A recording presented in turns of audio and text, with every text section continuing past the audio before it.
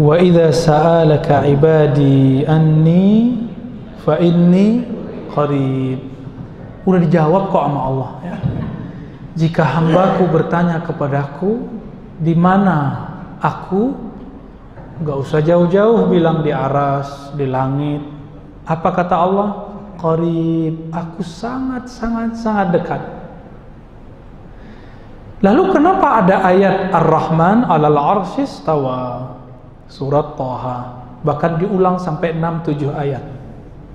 Allah Maha Rahman istawa di atas arasy.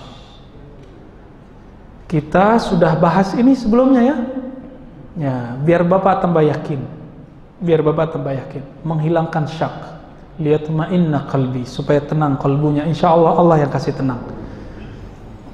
Allah itu bendakah? Bukan. Allah itu rohkah?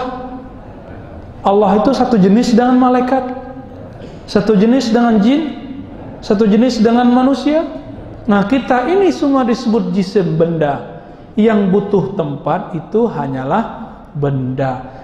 Maka jika disebut Ar-Rahman 'alal 'arsy istawa, Allah bersemayam di atas arasy, haram dibayangkan Allah menempati sesuatu. Lalu apa maksudnya Ustaz? Hanya Allah yang tahu. Mana dalil saya? Dalilnya 2. Surat Ali Imran, kemudian Asy-Syura ya. Di Ali Imran disebutkan wa ma ya'lamu ta'wilahu illallah. Tidak tahu takwilnya, penjelasannya kecuali hanya Allah. Ciri-ciri orang yang menyimpang akidahnya, meskipun menyebut dirinya ahlu sunnah, coba-coba mendetailkan makna istawa, menyimpang langsung akidahnya. Di kalbunya ada zaigh. Zaigh itu al-muyul ila dhalal, kecenderungan kepada penyimpangan dan kesesatan. Maka perhatikan, setiap orang membayangkan Allah bertempat, nur di kalbunya hilang, nur di wajahnya hancur. Kenapa? Pikirannya seharusnya tidak memikirkan itu. Maka ulama kita menyimpulkan walasna mukallafina bihaza. Kita tidak ditaklif, dibebani untuk memahami ayat ini, karena ini termasuk ayat yang mutasyabihat, yang tahu hanya Allah. Saya mau tanya, langit kedua di mana?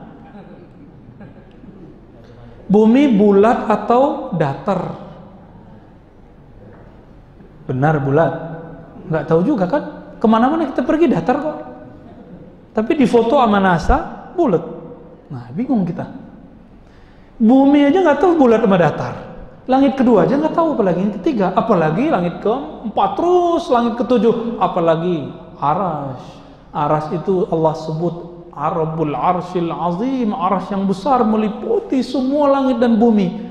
Memikirkan dunia sekitar pun kita pusing, apalagi memikirkan tempat yang Allah sebut azim, besar. Besar menurut saya paling sebesar apa sih? Kalau besar menurut anak kecil ya paling segitu doang. Besar menurut Allah kita tidak bisa bayangkan. Maka Imam Syafi'i, Imam Ahmad, Imam Malik menjawab, apa makna istawa? Ala ma aradahu Allah wa rasuluhu.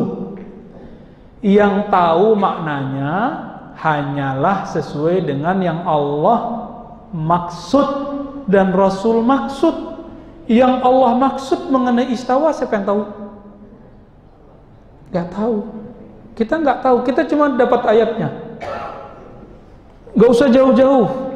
Di mana roh Bapak?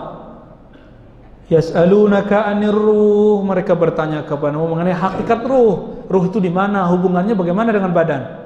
Karena ada orang dipotong tangannya hidup, masih hidup. Dicangkok jantungnya masih hidup, cangkok otaknya masih hidup. Terus roh itu di mana? Kita aja sampai hari ini tidak tahu roh di mana. Profesor kedokteran sampai hari ini nggak tahu roh di mana. Bahkan mereka nggak percaya ada roh. Ya. Roh aja nggak tahu di mana, apalagi pencipta roh. Jadi pertanyaan aina Allah, di mana Allah? Kita lihat, ini hadis kan kita sudah bahas di tempat lain lebih dari 3 kali Pak. Kita pertegas di sini.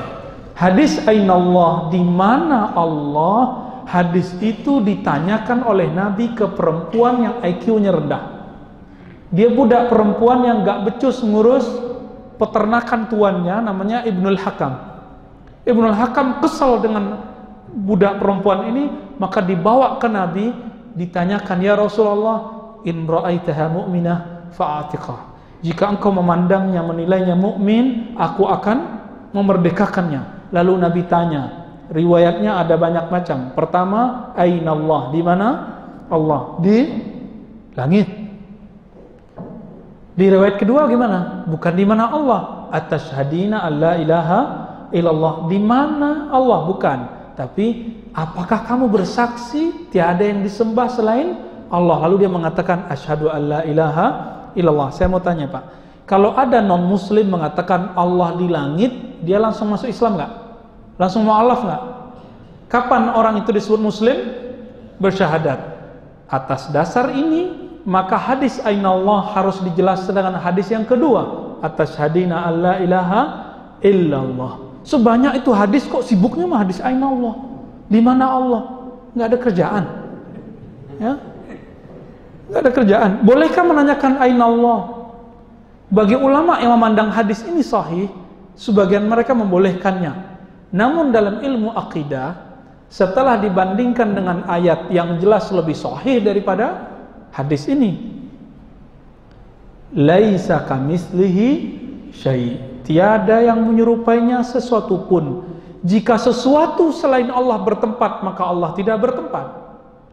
Maka saya meyakini Allah bersemayam di atas arsy tanpa membutuhkannya sebagai tempat. Apa maknanya? Hanya Allah dan Rasulnya yang tahu. Siapa yang coba-coba cari maknanya, zaigh, di kalbunya ada kesesatan. Lalu kalau ditakwil dengan arti menguasai, bagaimana? Itu berbeda bab. Kita nggak mau bahas malam ini. Ya, Bapak udah ketawa, udah tahu beliau ya. Jadi bolehkah meyakini Allah di atas? Enggak.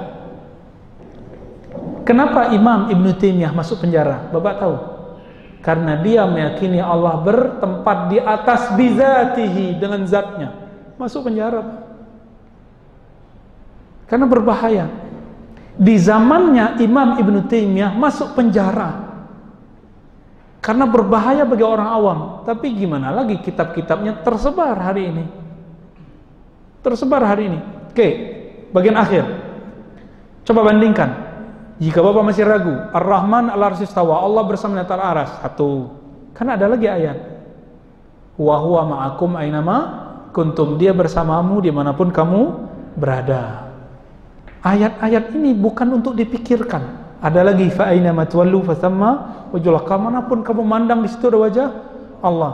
Kalau sudah lolos bab pertama, Allah bukan benda, Allah bukan roh, Allah bukan seperti yang kita lihat itu, maka Bapak sudah lolos ya. Kalau sudah lolos, jika dia bukan benda, maka dia tidak butuh apa yang dibutuhkan benda. Bayangkan sekarang Al-Quran tapi nggak ada tempatnya, mushaf tapi nggak ada tempatnya. Bisa bayangin? Bayangkan diri saya sekarang Ar-Razi duduk tapi tidak bertempat. Bisa nggak? Nggak bisa. Kenapa? Saya benda, Allah bukan benda. Imam Ibn Taimiyah terjebak dengan logikanya sendiri karena beliau mengharamkan falsafah, mengharamkan ilmu mantik. Tidak semua ilmu mantik dan falsafah itu haram. Ada yang haram. Imam Ghazali sudah tulis 3 hal, selebihnya boleh. Imam Ghazali sudah tulis Al-Munqiz minad Dhalal, kemudian Tahafut Falasifah, 2 kitab ini silakan dibaca, sudah ada terjemahannya. Imam Ibn Taimiyah menghantam filsafat semua dan dia tulis kitab judulnya Ar-Raddu 'alal Mantiqiyyin. Rad, kritik keras, membatalkan ajaran orang-orang ahli mantik, ahli logika. Maka dia buat teori baru dan teorinya itu yang membuat dia terpenjara dalam pikirannya sendiri. Imam Ibn Taimiyah dengan segala kecerdasannya dalam ilmu hadis dan fikih, ternyata beliau terjebak dengan logikanya. Apa kata beliau? Mana mungkin Allah itu tidak bertempat? Karena kita tidak bisa bayangkan sesuatu tidak bertempat. Terjebak nggak? Terjebak. Kenapa? Itulah akibat mengharamkan ilmu mantik. Maka Imam Ghazali mengatakan, orang yang nggak kenal ilmu mantik, fala yusaqu bi ilmih, tidak dipercaya ilmunya. Oh, dijawab lagi. Imam Ghazali itu kan dikritik sama muridnya. Dia ingin memuntahkan filsafat, tapi kemudian tidak bisa keluar. Kenapa? Sudah mendarah daging, meracuni tubuhnya. Itu yang ngomong kan belum tahu Imam Ghazali sudah tobat. Ya? Imam Ghazali kan sudah kasih buku. Judulnya Al-Munqiz Minad Dhalal. Kita khatam 5 kali Pak buku ini. Pengen tahu Ghazali itu siapa sih? Ternyata beliau sudah melewati filsafat, ilmu kalam, kebatinan, sampai menjadi seorang sufi. Dan beliau nulis buku itu supaya orang tidak terjebak kepada logikanya atau ilmu kebatinannya atau filsafatnya. Maka beliau kasih rumus-rumus. Dalam ilmu akidah ini yang pantas dipelajari, ini yang tidak. Dalam ilmu filsafat ini yang boleh, ini yang tidak. Dalam ilmu rohani ini yang boleh, ini yang tidak. Dalam ilmu tasawuf ini yang bid'ah, ini yang tidak. Beliau sudah kasih rule yang sangat bagus. Tiba-tiba Imam Ghazali sekarang dikatakan oleh salah satu orang yang tidak punya adab, bakar kitab Imam Ghazali Ihya Ulumuddin. Kata dia, ya, dia nggak tahu kitab Ihya Ulumuddin itu walaupun ada 300 hadis palsu, masih tersisa hadis sahih, hasan dan dhaif 4.300 lebih. 4.300 lebih banyak dari jumlah hadis yang ada dalam sunan yang ke-6, Sunan Ibnu Majah. Berarti dia nggak baca Ihya Ulumuddin dari awal sampai akhir, ya, ngoceh tapi nggak tahu ilmunya. Imam Ghazali sendiri mengatakan bid'ati fil hadis muzjah, kemampuanku dalam hadis standar, tapi standarnya dia satu buku hadisnya 5 ribuan. 5 ribuan Pak, walaupun kemudian ada hadis dhaifnya, kan masih tersisa banyak. Nah, orang-orang yang begini sekarang kayaknya dia udah baca semua gitu ya kitab-kitab itu, ternyata enggak. Imam kritikus terhadap Imam Ghazali itu ada yang punya otoritas, namanya Ibnul Jauzi, imam ahli hadis palsu. Beliau keluarkan hadis-hadis palsu, lalu beliau ringkas kitab itu, judul kitabnya Minhajul Qasidin. Diikhtisar lagi oleh kakek guru Ibnu Taimiyah. Ibnu Taimiyah punya guru, gurunya punya guru, namanya Ibnu Qudamah Al-Maqdisi. Namanya Mukhtasar Minhajul Qasidin. Imam-imam salafi pakai kitab itu. Kok dia bilang bakar kitab itu? Ya, nggak tahu sejarah ini orang.